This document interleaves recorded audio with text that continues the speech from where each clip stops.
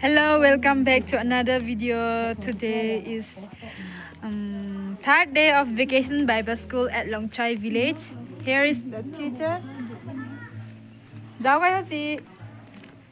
Today is we wear our traditional dress because we belong to Longchai tribe.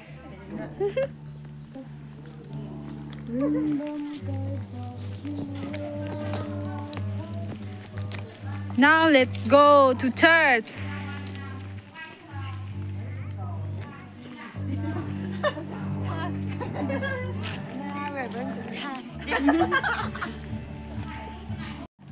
Dạo Linh, dạo đi bro. Miss này đấy.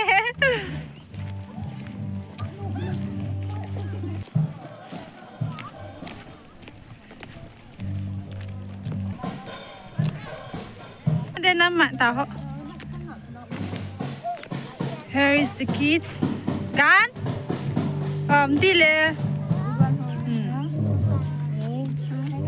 Here is the kids. They are wearing traditional dress. This is our traditional dress. Cuckoo. Ji? Why is he? Miss Phật tầng ấy, tầng ngầu không cam xịn.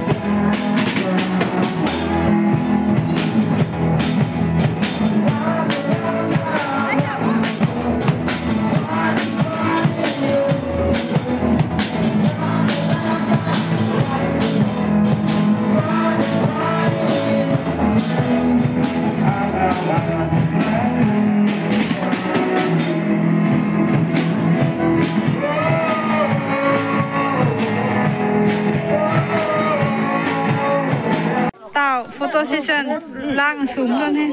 Nào, photo session. Hai anh những tông director he, vacation Bible school toàn. Assistant pastor.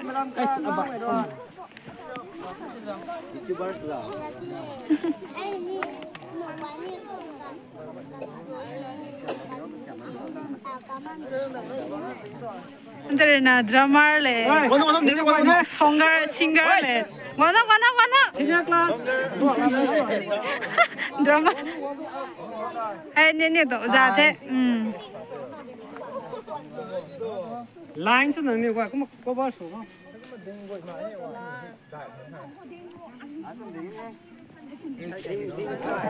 Asa puhwai sa.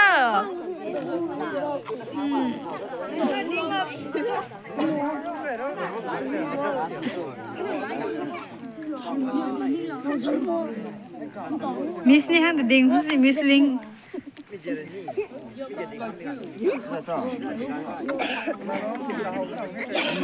Anh nhiều tàu rộng mai tông dress. This is our traditional dress.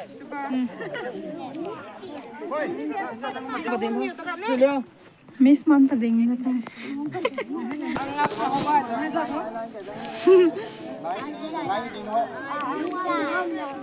Đình tùy ra, mở vào hết. Chỉ khai ra là sao được. Bây giờ đây là pro.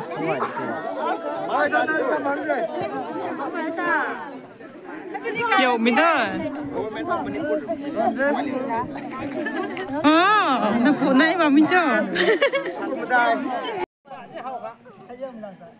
Rồi, ready. Tôi xin xem. Ready. Ôi. Photographer. Rồi, má là tao cào hô.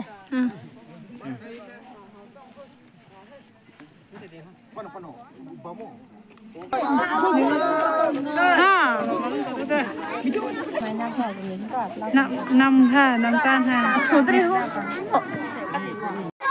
Qua cái đây. Bị con dâu.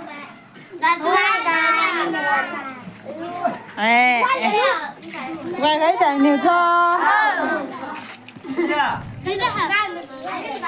Qua đây. Anh ơi, thâu rồi.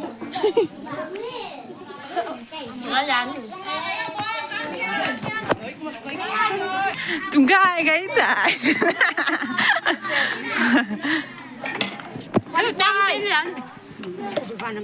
Không biết rõ suy được thế nè.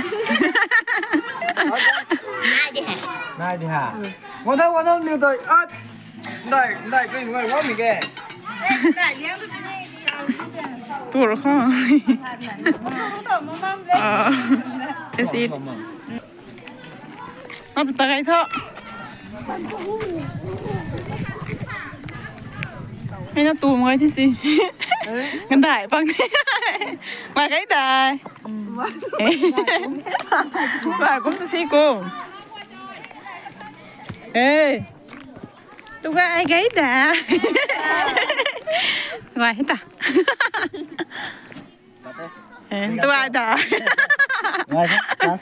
Tôi ai đã nè. Tao nói gì nặng nhiều ha. Tôi cái ha. Astang bát thế. Tao ai sao thế? Tôi ai đã.